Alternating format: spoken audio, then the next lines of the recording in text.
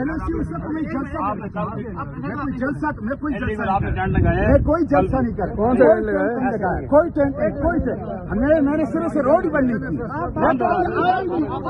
जो लोकेशन से तो आएंगे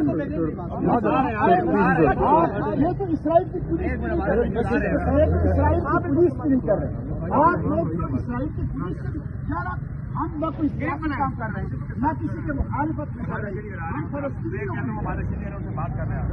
तो इसराइल की पुलिस भी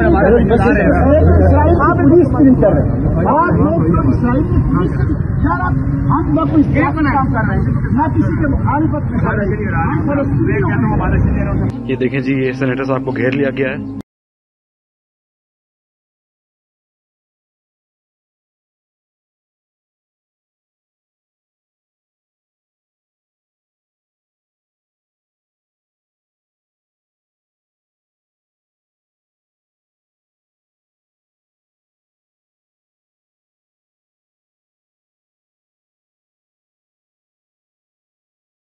जी, ये सेनेटर साहब के ऊपर तशद्दुद हो रहा है।